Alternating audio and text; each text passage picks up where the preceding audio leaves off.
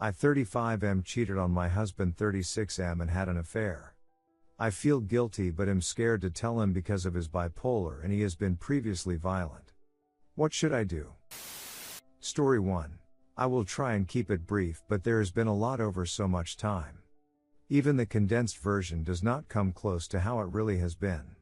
I will put a TL, doctor, but I would appreciate it if before making your judgment or giving me advice that you would read the entire post.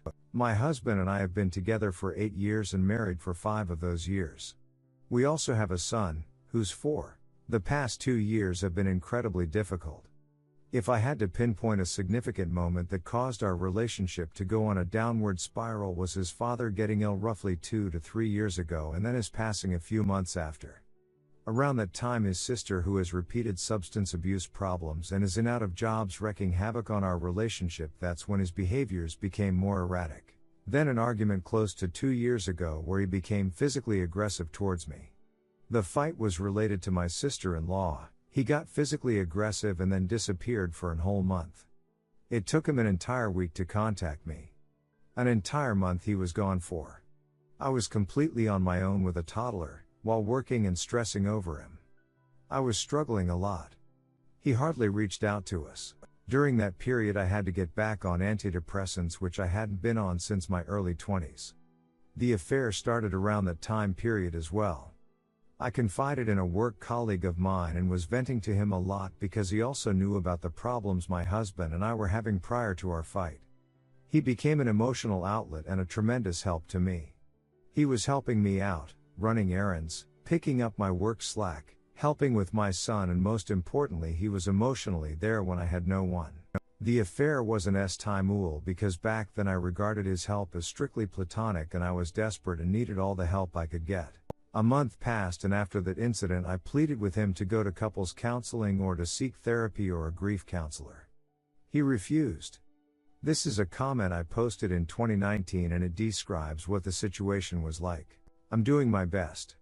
I don't blame him, but emotionally he is not letting me in, so I'm helping him in whatever way I can. I'm solely looking after our son, working a 9 to 5, doing everything else in the house while he's on annual leave, worrying more about his sister than himself and us. I'm upset to see him this gutted over his father's dad, but to be frank, his dad hasn't been the most supportive of us due to his overt homophobia. It's hard grieving over a man who did less than the bare minimum to show love and tolerance for his own son, and until June this year did not dare to acknowledge that he has a grandson. He didn't agree to the counseling or the therapy, and things were not good because the pandemic happened. There was tension, we were always arguing. We weren't having time, we weren't being intimate. He was being awful to me and distant and unavailable. He had even picked up smoking again, something he had stopped years ago. I did what I could, trying to get us to start couples counseling, but he either refuses or makes his schedule unavailable for it. It begged to at least see someone else then for help because he was unavailable to me. Around that time the affair with my work colleague started. The S-time side of it, because prior we'd stay in contact, but I viewed it was strictly platonic, but in hindsight that can be viewed as emotional cheating. I'd meet up with him after work hours, before and weekends when my husband was away. I continued trying to get my husband to at least go and visit a professional, which he finally did, and they attributed it to grief.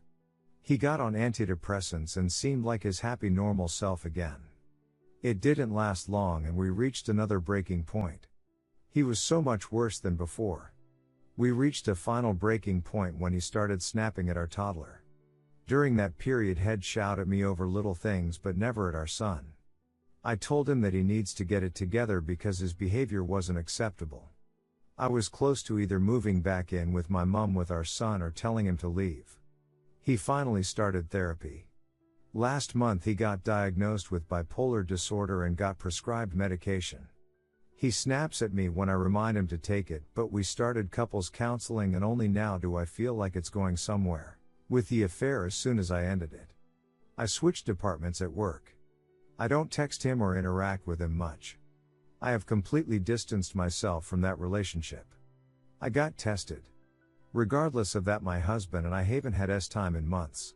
I have heard that if I were to tell him, it's better to tell him during our counseling sessions, which is the safest option.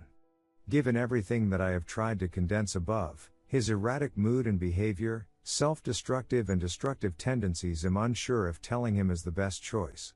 I regret it a lot, and I understand if whoever is reading is might think that I shouldn't thought about all of the above before my affair. I'm not looking for sympathy or for people to tell me I did the right thing, because I know it wasn't right. I was feeling lost and in a desperate situation I didn't see out of. I'm wondering how safe it is to tell him and what he might do given how has been. TL, Doctor, husband has been in downward spiral behavior and mood-wise in the past 2 to 3 years, coinciding with his father's illness and passing. He entered a period of many impulsive and erratic behaviors. He became physically violent and disappeared for a month. In that month I developed an emotional affair with a work colleague that turned Timul over the following months. After many pleadings, husband got into therapy and got diagnosed with bipolar. I'm questioning the sensibility of confessing the affair to him given his emotional state. Story 2. I cheated on my husband because his anger issues are out of control and I was getting super depressed.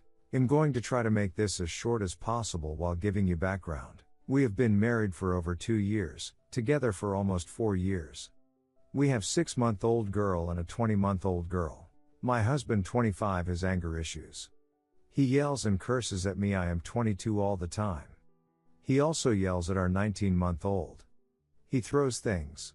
He drives erratically when he's mad. We are talking pushing the speed limiter on his car 120 miles per hour or faster, on my car 140. He has done it with me and our kids in the car too. Now all of these things hurt me, but these are the things that really pushed me away. He talks down to my daughter and yells at her and makes her cry. Over the smallest things like spilling her goldfish, he also will curse and me and yell at me, and I have to ask him, say things like, "You realize that you are teaching our daughter that it's okay for a man to speak to women like that? Or apologize to her. Or just cause she is a little girl doesn't mean she doesn't deserve respect. Or stop being mean to her, she doesn't understand." Mind you, he rarely ever spends time with our babies because he chooses to stay at work with his friends till late at night, so he sees them on his days off, which is every Sunday and every other Saturday. I work from home, cook, clean, take care of the girls. In my opinion, I have way more on my plate and am not going around treating my family like crap because I refuses to get my anger issues back under control. Now, before you ask, yes, he has always had anger issues.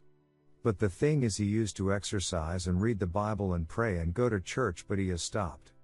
I'm not a controlling person, so I suggest and ask if he wants to do those things, and I remind him that it helps him de-stress and helps his anger, but he refuses, and I'm not going to keep pressing or force him. I've also suggested we go to counseling. I have invited him to my own therapy sessions because I have PTSD from severe sexual, physical, mental child abuse and foster care, which is triggered every time he loses his SH with me, and he refuses.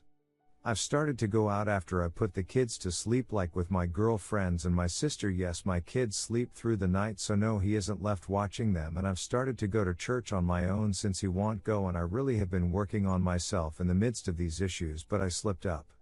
I cheated. Then it happened again, same guy, and it just has continued now for a month. He makes me genuinely happy when I've been so damn depressed.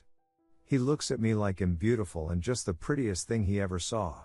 He listens to me and is there for me and helped me after I had surgery at the end of July to repair my broken arm way more than my actual husband, and yes, he knows about the situation. We stopped seeing each other for a week at his request, which made me super BTT hurt, but then couldn't help it and picked back up. I honestly don't know what to do. I know what I should do, divorce him. But I'm so ducking scared to be a 22-year-old single mom. Everything I envisioned has fallen apart.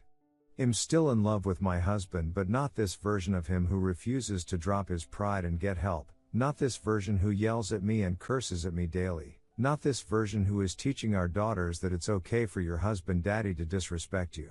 Redditors' reactions. Redditor 1, you should end your affair and stop sugar-coating it as some romantic thing, then divorce your abusive husband, then you can do what you like.